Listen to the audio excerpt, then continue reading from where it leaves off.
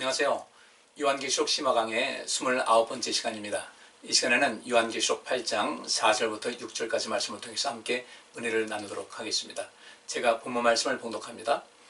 향연이 성도의 기도와 함께 천사의 손으로부터 하나님 앞으로 올라가는지라.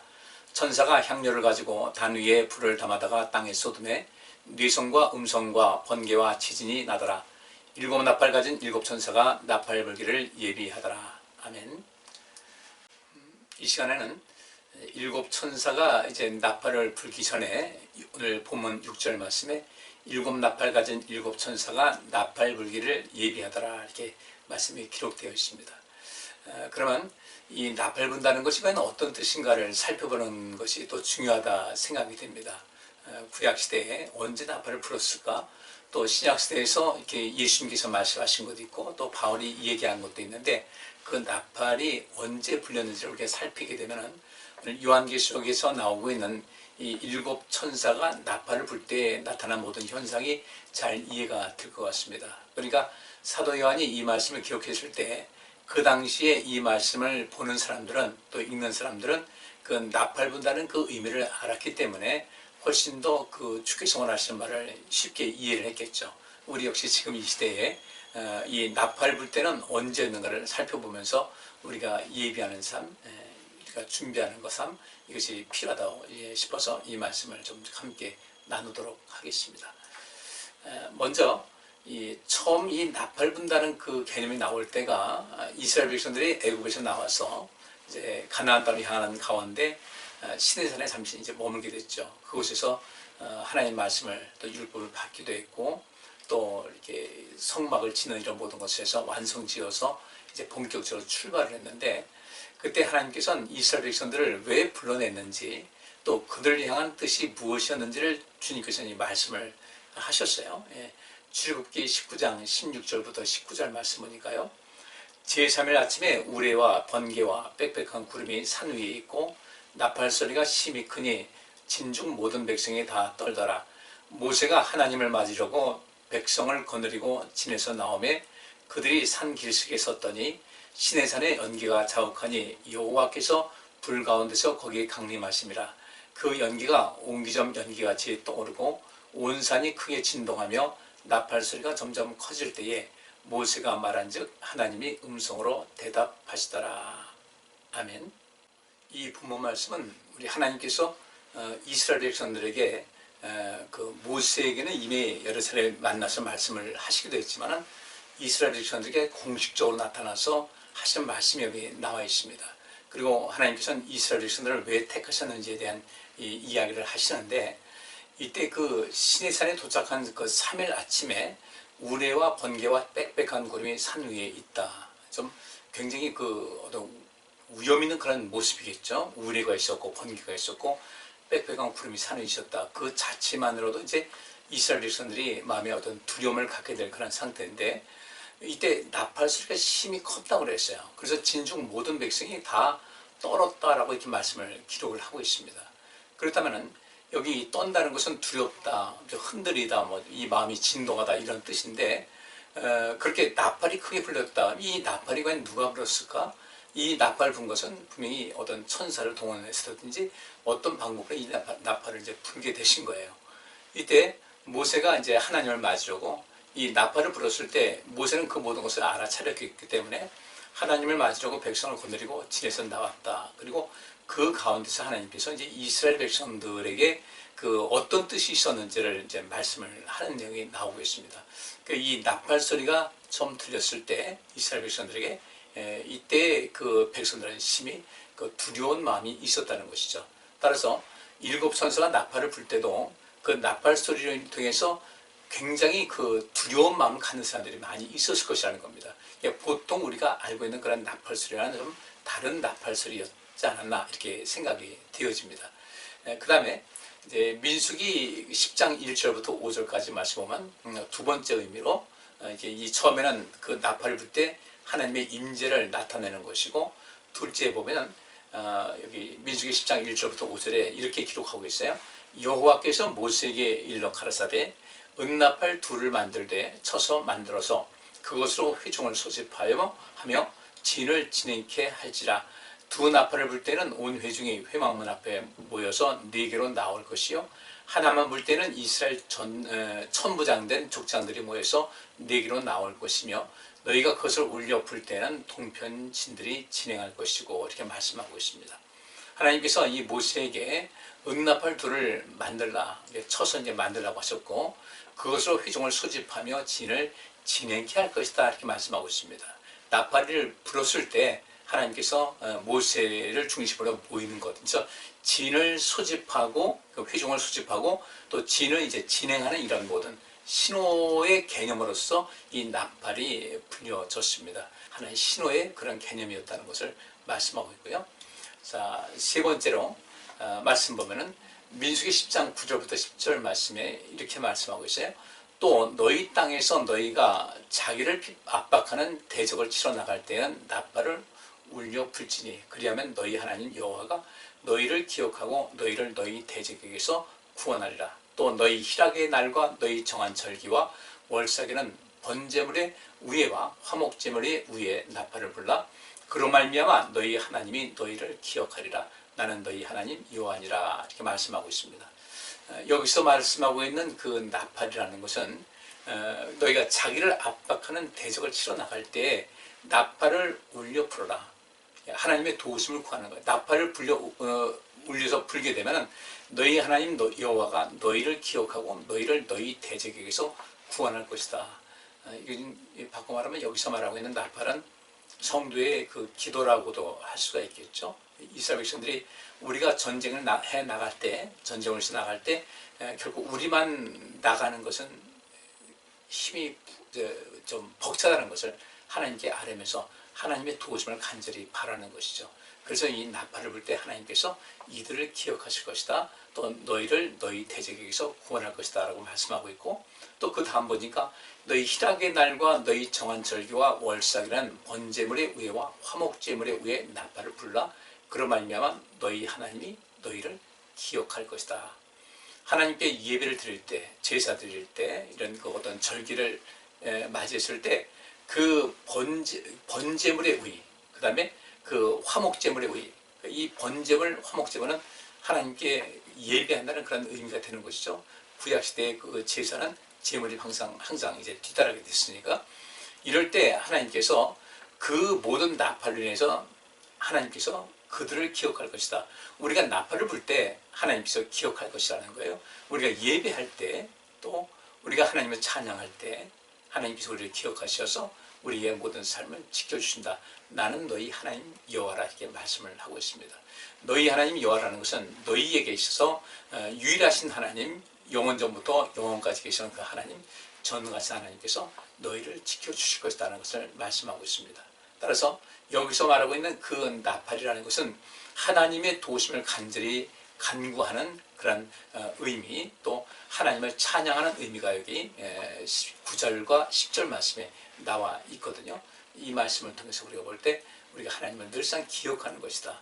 우리가 어떤 상황이든지 우리가 하나님 기억하고 하나님께 기도하고 하나님을 찬양하는 삶, 이것이 나팔과 또 연관이 있다는 것이죠. 야고보서 5장에 있는 말씀대로 너희가 고난당한 자가 있느냐? 너희는 기도할 것이요. 그 기도가 역시 마찬가지 하나님께 나팔이 되는 것이고 그 다음에 번제물의 위에와 화목제물 위에 나팔을 불라는 것은 하나님을 찬양하는 것이 되겠죠. 이 모든 개념 속에서 하나님과의 만남이 이루어진다. 이 나팔은 우리 삶 속에서 굉장히 중요한 의미가 있다는 것을 알 수가 있습니다. 이어서 레위기 25장 8절부터 13절까지 말씀 보니까 너는 7 안식년을 계수할지니 이는 7년이 7번인즉 안식년 7번 동안 곧 49년이라 7월 10일은 속죄일이니 너는 나팔 소리를 내되 전국에서 나팔을 크게 불지며 제50년을 거룩하게 하여 전국 거민에게 자유를 공포하라. 이 해는 너희에게 희년이니 너희는 각각 그 기업으로 돌아가며 각각 그 가족에게로 돌아갈지며 그 50년은 너희의 희년이니 너희는 파종하지 말며 스스로 난 것을 거두지 말며 다스리지 않는 포도를 거두지 말라. 이렇게 말씀을 기록하고 있습니다. 이 희년에 전국적으로 이 나팔을 동시에 이제 불게 되어 있어요. 그러면 이 희년이 무엇이겠습니까? 7번의 안식년 지난 다음에 맞이한 그 희년인데 50년을 이제 의미를 합니다. 이때는 어떤 것이 있을까? 여기 10절 말씀 보니까 제50년을 거룩하게 하여 전국 거민에게 자유를 공포하라. 이 해는 너희에게 희년이니 너희는 각각 그 기업으로 돌아가며 각각 그 가족으로 돌아갈지며 이렇게 말씀하고 있어요. 너희에게 희년이다. 희락이 가득한, 기쁨이 가득한 그런 해다. 그리고 너희는 각각 그 기업으로 돌아갈 것이다. 그 기업이 무엇이겠습니까? 하나님께서는 이스라엘 백성들을 그 가나안 땅을 기업으로 주셨어요. 각 지파에게 분배를 주셨고 그 각 지파의 사람들은 그 분배받은 그 땅을 또 나누게 돼서 자기 땅을 가졌는데 세월이 지나다 보면은 뭐 여차여차 뭐 어떤 경제적인 이유 때문에 그 땅을 또 사고 팔고 하는 그런 일도 있겠죠. 이때 그 땅을 사고 팔고 하는 그런 모든 과정이 있다 할지라도 그 이스라엘 백성들 애굽을 떠나서 이제 가나안 땅 향해서 하나님께서 그 자유를 준 그 해, 그러니까 그 해가 바로 첫 번째 해가 여기 이제 속죄일인데 이것이 안식년에 가장 기준되는 그런 해였던 거예요. 애굽에서 나와서 해방된 그들, 그것을 기준해서 매 7년마다 안식년이 이어지게 되는데 그 안식년이 7번째 지나서 이제 희년이 맞이하게 되면 그 49년 동안에 있었던 여러 가지 땅의 토지의 어떤 거래라든지 이런 것이 있어 자기의 삶의 터전을 잃어버린 사람들에게 다시 그 땅을 돌려주라는 얘기예요. 이게 참 놀라운 역사죠. 그리고 이런 희년의 그 모든 그 원칙 또 이 원리는 이후에 쭉 오다 보면 예수님께서도 그 말씀 가르쳤고 특별히 성령께서 임하신 가운데 가진 자들이 못 가진 자를 위해서 자기 것을 팔기도 하고 내놓기도 하고 나누기도 하고 공용으로 쓰기도 하는 이런 모습이 있었죠. 이 희년 정신이 바로 그렇게 초기 교회의 놀라운 부흥의 역사를 이루었던 그것과 이제 딱 맥락을 같이 하게 되는 겁니다. 그것은 우리에게도 여전히 그렇게 해야 되는데 요즘 사실 그렇게 안 되죠. 왜 하나님께서 이 희년을 지켜서 그 가지고 있던 땅을 본래 주인에게 돌려주라고 했을까? 그 뒤에 이제 14절부터 17절까지 말씀은 이렇게 기록하고 있어요. 내 이웃에게 팔든지 내 이웃의 선에서 사거든 너희는 서로 속이지 말라. 희년 후에 연수를 따라서 너는 이웃에게 살 것이요 그도 그 열매를 얻을 연수를 따라서 내게 팔 것인즉 연수가 많으면 너는 그 값을 많게 하고 연수가 적으면 너는 그 값을 적게 할지니 곧 그가 그 열매의 다수를 따라서 내게 팔 것이라. 너희는 서로 속이지 말고 너희 하나님을 경외하라. 나는 너희 하나님 여호와니라. 이렇게 말씀을 하고 있습니다. 이 말씀은 어떤 뜻이겠어요? 이제 희년을 맞이했습니다. 그리고 세월이 쭉 흘러서 또 희년이 다가오게 되면은 이제 본래의 그 주인에게 넘겨줄 때가 되잖아요. 그만큼 바꿔 말하면 어떤 것에 어떤 감가가 됐다. 감가상각이 돼가지고 세월이 지나갈수록 본래 주인에게 돌려줄 때가 오니까 이제 그 땅값이 어떻게 되겠습니까? 소유했던 그 땅값, 본래의 남의 것을 또 내 것을 만들었던 사람들은 다시 본래의 소유주에게 돌려줘야 되는 것이니까 이 땅값이 이제 점점 하락되겠죠. 근데 이런 데서 그러면 사는 사람이든 파는 사람이든 그 모든 것을 감안해서 이 희년이 다가오게 되던 그 땅의 주인은 이제 그 새로 산 사람이 그것을 소유할 날이 많지 않게 되니까 그 땅을 싸게 팔라는 거예요.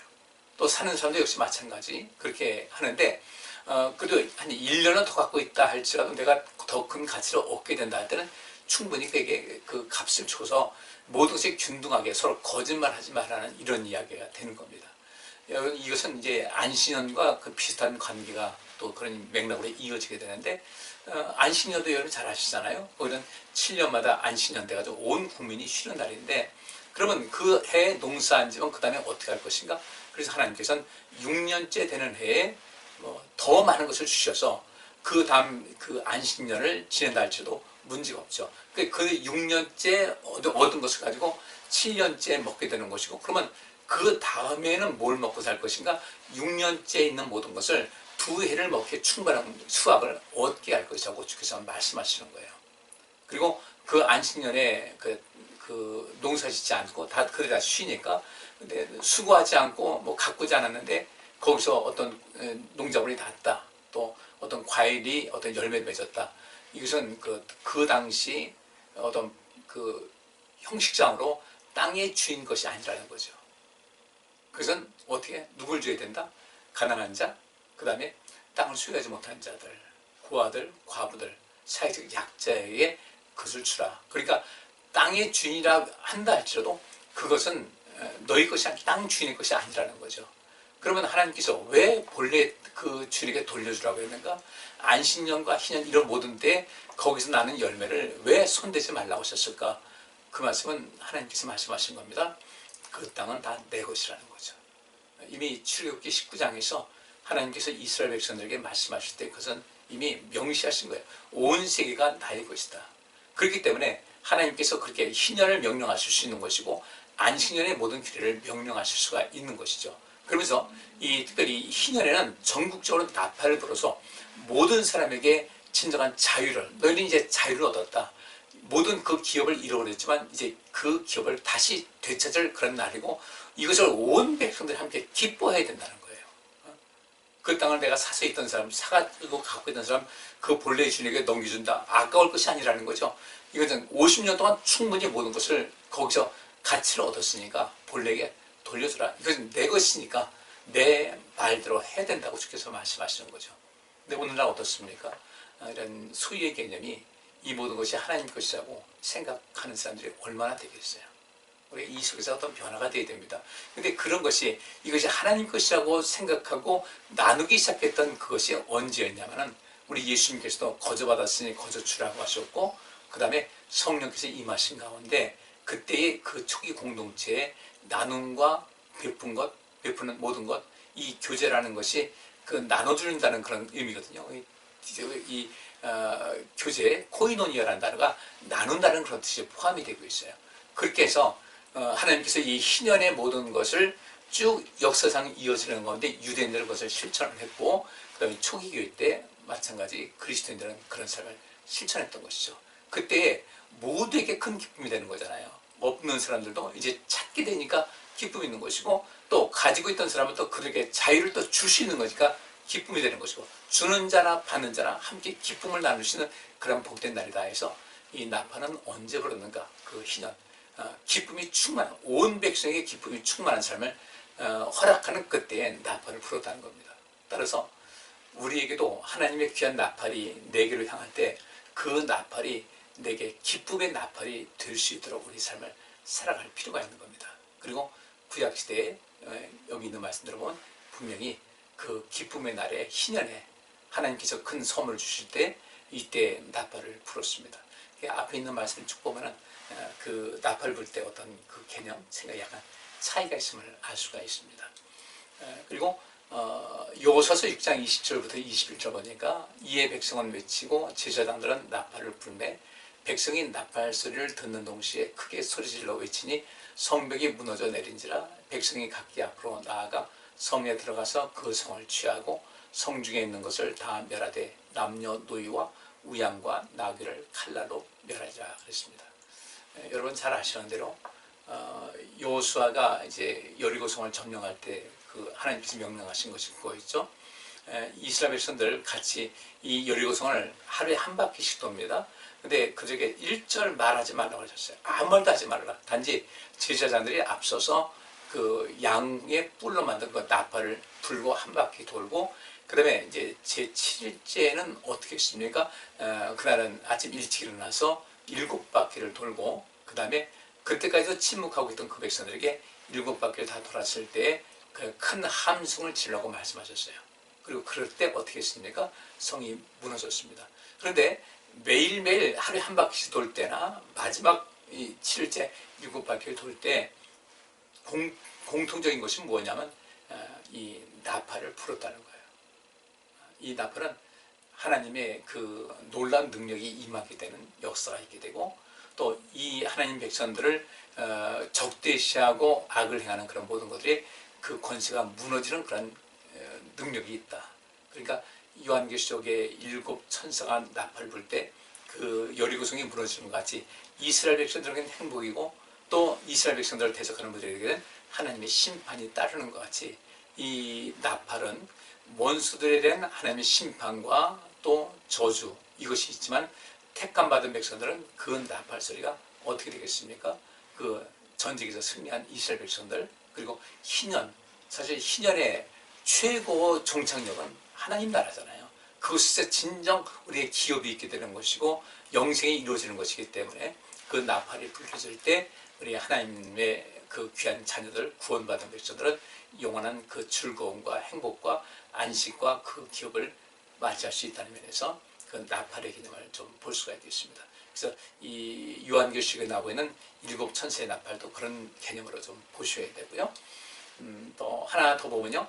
마태복음 6장 1절부터 4절까지 말씀에 예수님께서 이렇게 말씀하십니다. 사람에게 보이려고 그들 앞에서 너희의 의를 행치 않도록 주의하라.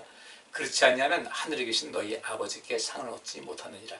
그러므로 구제할 때에 외식하는 자가 사람에게 영광을 얻으려고 회당과 거리에서 하는 것 같이 너희 앞에 나팔을 불지 말라.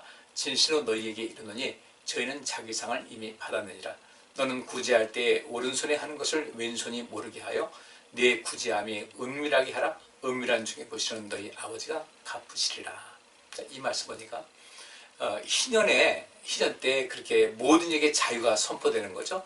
그러니까 안식년에 그랬듯이 어떤 경제적인 상황 때문에 어느 집에 가서 자기 몸을 노동력을 제공하면서 이제 빚을 갚았던 사람, 이런 모든 사람들에게 자유를 준 거죠. 면제년이 있고 이런 것이 있는데 이 희년, 그건 더 큰 그 자유를 주는 것이 아니겠어요? 그 희년 때 모든 백성들에게 그 기쁨의 큰 소식을 주어서 그리고 이 베푸는 자, 본래 땅을 가지고 있던 그 남의 거 사가지고 소유했던 이 사람도 본래 땅에 돌려주고 땅 주인에게 돌려주고 그 다음에 그 잃었던 사람은 그것을 다시 찾게 되니까 그와 마찬가지 개념으로 예수님 당시에는 어떤 지역에서 누군가에게 이제 구제를 베푸는 그런 때가 되면은 공식적으로 그 구제받을 만한 그런 대상들을 소집하기 위해서 나팔을 분 적이 있었어요.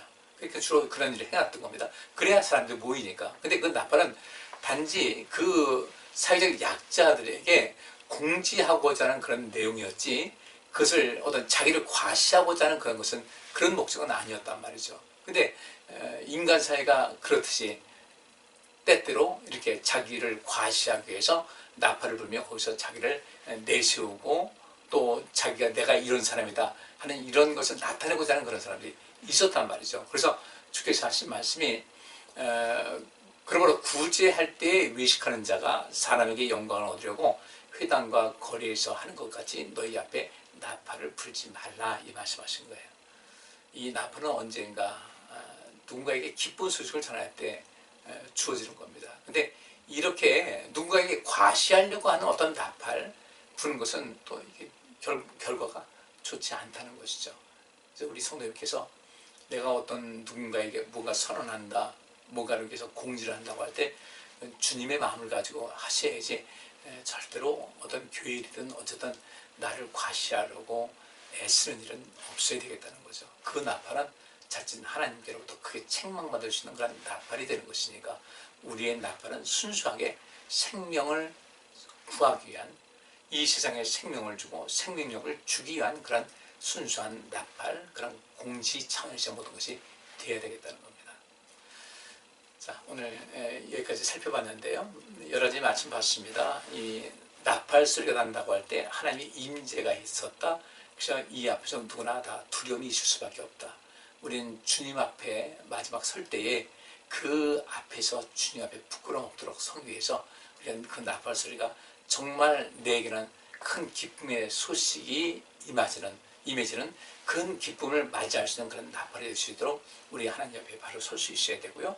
그 다음에 두 번째 나팔은 그 이스라엘 백성들을 소집하거나 또 그들이 앞으로 이제 어디를 진행해 나갈 때 필요했던 것입니다. 그리고 전쟁에 나갈 때 하나님의 도우심을 간절히 바라는 차원에서 하나님께 나팔을 불려서 아뢰는 것이 있었고 그 다음에 이렇게 절기 때나 월삭이나 이렇게 하나님께 예배할 때에 그 번제물 위에 화목제물에 나팔을 불려서 우리 하나님을 찬양하고 하나님께 감사하는 의미에서 나팔이 있었다.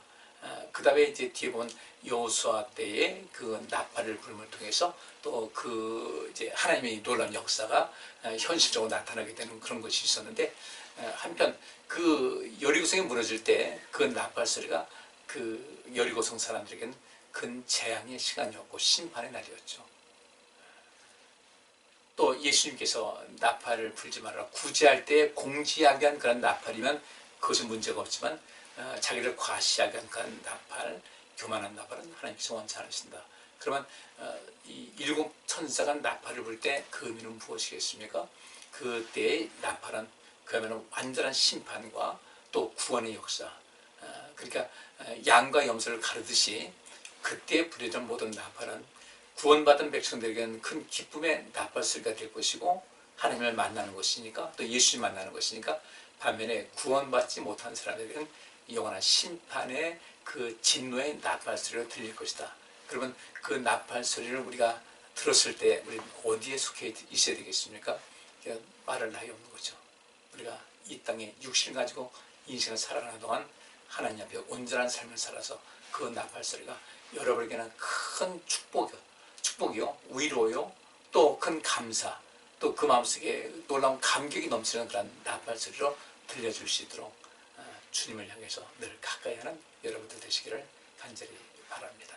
기도합니다. 하나님 감사합니다. 이 나팔 소리 어떤 의미인지를 살펴보았습니다.